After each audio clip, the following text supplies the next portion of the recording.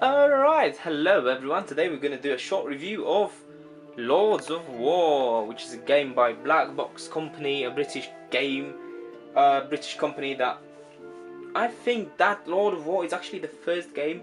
I'm not sure, so I don't want to make any claims, but I do believe that this is the first game they've made, and I'm going to say I actually quite like it. I think it's really nice, and for the price of 15 quid, which it costs to get like a starter deck like this one, starter set for 2 people, I'm not gonna say it's much. I think it's fine, and in my case it was even cheaper because I've managed to get this set, which is Orcs versus Dwarves, for 9 quid or 8 quid in a friendly local gaming store, which even made my day even better. I saved almost half of it. In a game you get 2 decks, like you can see over here. Obviously a nice box, set of rules, and a gaming mat, which is this thing over here. I think there are two versions of it. This one, like a brownish sepia one, and a green one, which you get in Elves versus Lizardmen starter set. I've got both. I might do like a short add-on about the other armies as well later on, but for now I want to focus on this one just to introduce the game. I had the chance to play that game at UK Games Expo in Birmingham in 2013, and I think I had the chance to play that game either before it was released or just after it was, shortly after it was released. The game was actually really nice, and I've played Elves and Lizardmen, which is the other set. However, you've got Elves over here because I just changed the decks with my friend who has the other set. I think the game is actually really nice and simple with its rules, so you can see the leaflet over here. And I actually like that in here they made this weird way when this leaflet is supposed to be like that, like a booklet. However, it doesn't fold that way, and it was kind of weird and obscure way to doing it. And when we've checked with a friend of mine whether they did the same thing in the other set, no, in Elves and Lizardmen they actually made it a bit better. And yeah, a few words about the game. It's a strategic card game with 2 decks, in which your aim is to kill 20 units of your enemy. Each card has certain values like defense, so let's say how much damage it can get before it dies, and how much damage it does and where, like this guy hits here, but I'm going to explain that a bit more into the when I will talk about the rules. So you've got 2 decks over here for a price of 15 quid. Gaming mat, nice box, and obviously rules. So everything you need to play for £15 from the official website. But I would say and advise you go check your friendly local gaming store. They might have it over there a bit cheaper, or if not, maybe they will get it for you. Or if you have like a really good friend which plays lots of games and is into stuff like that, buy it as a present. It's for 2 players. You can play it straight away. I'm sure he will enjoy it. I don't think you can go wrong with that amount of money and that kind of present if you have a gaming friend. I know that I would love to get something like that as a present, so yes, definitely a good idea. Also, I know that they've made expansion pack. Yeah, some story over here. I know that they've made expansion pack about weather, and I do believe that how it works, you've got cards that describe certain happenings like weather changes, rains, things like that, and you place them on the mat and they change how everything works. But at the same time, they are at the moment, they either already funded or they are still funding magical creatures and magic expansion pack for either Orcs versus Dwarves or Elves versus Lizardmen. I think it's Orcs versus Dwarves, and it adds some new cards, some new mechanics for magic and magical creatures. So obviously the game is expanding and getting more and more complex, which makes me actually really happy because I'd love to play some more of it. And I guess that's it for the intro, and let's go further on with the rules and art. You've got a few examples over here. So the rules are actually quite simple and you don't have to worry too much about them. Taking a look over here at the simple card, you've got a card with different arrows, numbers. It looks perhaps a bit confusing, but don't worry because it's really that easy. How it works, each unit with a red arrow indicates to which direction it attacks. So basically this Gordona Iron Hell attacks for 4 over here, over here, over here, and over here. It's as simple as that.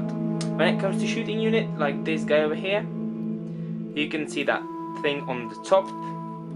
This indicates what's his range. So basically this dwarf sharpshooter can only shoot in a straight line up to 3 squares or places or spots in front of him. This guy over here, which is a dwarf slugger, attacks for 3 damage just in front of him.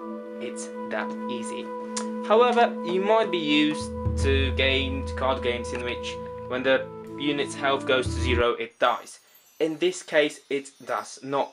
In that game you need to actually kill a unit by putting the health to 0. So for example, let's see over here, this guy, for defense you need to by the end of the turn, when you actually resolve damage, the total sum of arrows pointing to this guy has to be 5 or higher for him to die. So yeah, that will be with the really basic rules. When it comes to what the creators called intermediate rules, is not really that much harder.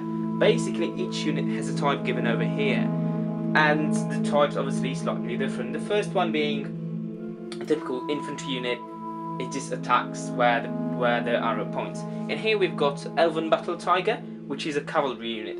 How it works is the moment I place the card on the mat, I can attack someone with all that stuff. Whether he kills someone or not, I can just take it back into my hand. Here I've just taken this Elven Archer just to show you an example of a different shooting unit in which he can attack into 3 rows of 3. So 1, 2, 3, 1, 2, 3, 1, 2, 3. So this guy has a much better range to shoot. However, while the dwarf sharpshooter shoots for 5 damage, this guy is only 3, so he doesn't deal that much damage. Then we've got Berserker cards. These guys are really interesting and I actually really enjoy playing these.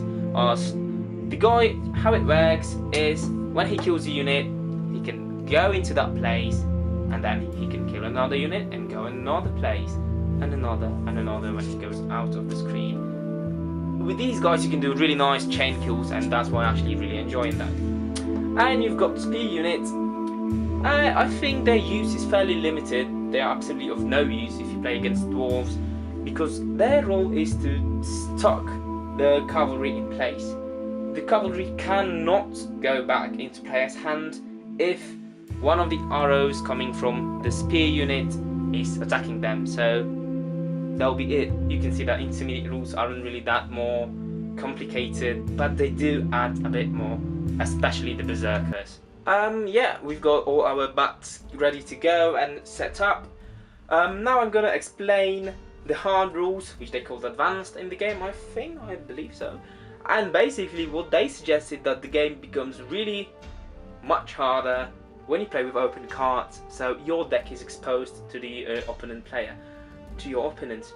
And I think it actually changes a lot, because it becomes a bit more like chess. And I know how it sounds, I'm comparing like a really card game to a chess. However, it does get a bit similar, because I wouldn't say that's like a typical card game. I would say it's more of a strategic game. And here you become a commander and you need to be aware how to play your units so they don't die too easily. And at this point, I think I probably should have mentioned it earlier, but the aim of the game is to kill 20 units of your opponent. So the moment I kill unit number 20 from my friend, bam, I won. That's it. The moment you lose your 20 unit, you've lost. So it's really simple. The goals are quite simple, and that's why having cards exposed to your player changes a lot, because then it becomes like chess, like I mentioned a second before. You need to predict what he will do and how you can counter it beforehand and stuff like that. So yeah, let's do a really short demo game in here. Let's say I'm an elf player, I'm the first one. You've got spot number 1 over here, spot number 2 over there. These are the spots in which you place your first card. So let's say I'm going to play, oh no, not this one, that was a terrible choice. Let's say I'm going to go with Elven Spearman over here. And a dwarf player will start with, yeah, why not, Dwarf Axe Thrower. So yeah, let's look over here. This is the typical setup, that's when you start. And now we play the game. Every single time you place a unit on a mat, I can't place it over here because it doesn't do anything. I can't place it over here, it doesn't do much. You always need to place the card in a way so one of the arrows will be pointing towards an enemy unit. So in here, I can place my tiger over here, and it will deal 2 damage to that dwarf, and that dwarf at the same time deals 3 damage to my tiger. However, my tiger's defense is 3, and the dwarf's defense is 4, so nothing, absolutely nothing happens, and nobody dies. Now, dwarf's turn, and let's say, yeah, I'm gonna put another axe. Another dwarf axe thrower. Now this is a ranged unit, and over here you can see that it shoots, as I explained before. I'm going to put him over here, and now how it works, both of these guys, this guy attacks him, this guy attacks him, they attack like that. Now however, because they are ranged units, they can actually shoot. So this guy can shoot here, here, here, and here. This guy can shoot does it do much? Nothing. 3-3. No one dies. Nothing really. Not much happens. Now, let's go with something more fun. And now I'm going to show you why berserkers are so fun to play. I'm an elf. I play my berserker over here. He attacks this guy for 5, killing him. First blood for me. He's a berserker. He pops into his place. Now he deals 5 damage to him, enough to kill him. Another guy dead. He moves over here. Usually now it's just beginning of the game, so it doesn't do much. However, later in the game he'll probably go and kill some more guys, considering that he can also move diagonally over here. The moment he pops, usually the berserker ends when he goes into a place in which he dies, which isn't really that hard considering that he only has 1 defense. So you can see. Now I'm going to talk a bit about art style, which I actually quite like. Yeah, if you take a look over here, you've got the dwarf guy over here. The art style is quite interesting, and I don't have any problems with it. However, I've read some online stuff, and people were saying that it's not really that good, and blah blah blah. It's this and that, and it's not realistic. It's a fantasy game. It's not supposed to be realistic. What I like that it has this slight cell shading thingy going, while the outline is like really properly visible, really hard. It reminds me a bit art from a Flash games, you know, like these more online ones. But I do really like it. Each army has a different feel, and what I really like about this, that there are some units which have 2 arts for it. Just give me a second, I'm gonna look for here while I'm gonna throw some cards for you. Yeah, let's take a look over here. We've got 2 dwarf dowagers. Yep. Quick focus on them. Whoop. Yep. Yep, here you go. And as you can see, that's basically the same unit. However, the arts do differ. Here you go. Dwarf dowager 2. And also, while the arts do differ, they also attack on a different square. So this one attacks for 5 on his right, hers right. This one attacks for 5 into his back. So this is one of my favorite cards in Dwarf Army, when you can just put the guy over there and he just bam. And now let's go to elves and see how do these look like. And yeah, you've got some different cards like Elven Battle Tiger and Elven Pulsar, which is actually one of my favorite cards. It is an Elven Berserker which hits for 5, which is really good. Has 1 health, which is not really surprising considering that this guy is supposed to be a glass cannon. But I really like his like ghastly look, and also he has a alternative art, which is just give me a second. No, that's the same one with the mirror image and different. This one over here, and they both look like a slightly ghastly like, and you know, ghosts living and doing revenge or whatever stuff they and elven ghosts can actually do. You've got some typical elven archers. Yeah, some guys with swords, spears, lots of bows, some horses. Yeah, Elven Bow Maiden. We've got some women over here.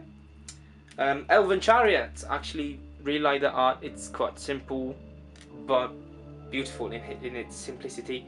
Another tiger. Elven Ballista, which shoots really differently than the dwarf one, which I do really like. We've got some named characters over here, like Amara Silver Shadow. Yep. Some typical guys, blah blah blah. Nothing special. And here you go, like a most typical D&D ranger, which I do actually really love, because why not? That's something I grew up with. Yeah, so bam. Obviously you can see, if not, there is a difference in like colors and stuff. Here you have lots of greens and woods in the background and like, you know, typical elven foresty stuff, while in dwarfs you've got lots of blues and I don't know, like stars, fires in the background, mountains. Here you've got even some lava, you know, axes and stuff. So the art styles do make the armies really different. Like with elves you've got lots of foresty stuff like I've mentioned. With dwarves you've got like lots of axes and things like that. So they do differ, as you can see just from the two piles over here. That would be this about art style. And I would say I've seen few arts from the Templars and Undead. They were nice. I really like the Undead General. I think it's one of the best arts in the game. And Lizardmen, they are really cool. They are like really colourful, Aztec looking things. They are quite similar in their style to Warhammer Fantasies, Lizardmen. And Orcs, we've got image over here. Typical brutes, green guys, lots of spiky armors, maces and stuff like that. Like, you know, really proper beefed guys, killing, that's it, smashing things. So I would say that the art styles actually do represent the army, and they do represent them quite well. In the end, I would give this game 7 out of 10. I do really like that it's cheap. You can get the game really cheaply for about, I bought it for an 8 quid. That's how much you need to pay if you are lucky like me. If not, it's just 15. So it's not really that bad to buy a game, which I think will actually suffice for quite a long time if you've got someone to play with. What I really like is the art style. I think it's, even though you don't see like really super high quality of it, you can compare it to Magic the Gathering or the like, you know, well-known games. However, I do believe it's really good. I think it's nice. It's something different, and I like that it is different. It's not the same thing. I'm bored of seeing same thing on and on and on and on and on and on. Because just do something new, do something more creative. I did really enjoy playing it a few times, and I know that the rules, from simple, when you can just learn how to play, through medium, when you learn all about the units, to advanced, when it becomes more chess-like, it adds the value to the game, because there are, let's say, few ways of playing the game, and you can swap between them really easily with no props whatsoever. I gave it 7 because I'm not gonna say it's bot quality, it's bad quality. I think it's nice. Cards will survive some play, but I know that sooner or later they might get. You can see these are like not really that proper, and some cards have the back slightly, you know, in a weird positions. It's not always like really well done and sorted and everything is perfect. And some cards are just like cards not exactly in the perfect shape. So yeah, let's lose a point on that. And second thing, I know that not everyone will expect it, because some people, from when they look at card game, they would expect something like, you know, Magic Gathering, killing monsters, elves, dwarves, blah blah blah. But this is strategy. This is strategy game. This is where you think you're like a general. Yeah, I'm gonna do this, and they will kill that. However, I need to be aware that he will do this and that. So not all people might actually enjoy the gameplay. Well, I really did. I think the game is nice, and for the money, you can't go wrong with it. Even if you are not sure, just go, grab one, see, play it a couple of times. If not, you will have a nice game, just for like whatever. You can give it to a friend of yours, or maybe someone will buy it off you. But I don't think you will actually need to worry about that, because the game is good. And I'm not gonna say it's perfect, but for what it offers and how it plays, I really enjoyed it. I think it's a nice game in general. You get a nice mat. It has interesting mechanics, even though they are simple, hoping to get a bit more complex.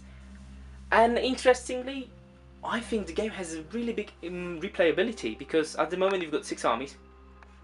You've got dwarves, elves, orcs, lizardmen, undead and templars. Each one is different. They have different arrows, like here you go. They point into different directions. They have different art styles, and each army has a different feel to it and the way you play it. So obviously, for example, dwarves are more defensive like, while elves are more of like a glass cannon, and lizard men are the weakest. You can squish them like a small lizard. However, they attack almost everywhere. So they are different, and you can see that in art style and in game style, which I actually really enjoyed. Anything else I can add? Yes, I'm really happy that it expands more and it's getting more and more complex.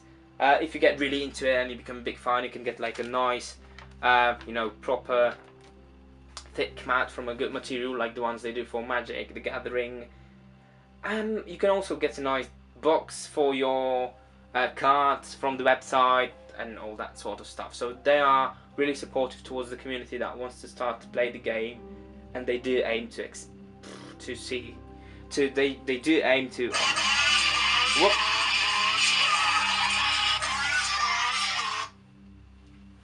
and they do aim to expand the game more, which makes me really happy, to be honest with you, because it just says that yeah, this game has future and this game will develop it more, and yeah, so you can get the main idea that there are things that will happen, blah blah blah. I'm hoping to see some more action from here, and I'm hoping to see how the game develops, and if I get hands on the expansion pack, which is the magic and magical creatures, hope to catch you then. Thank you for watching the video and hope to see you soon.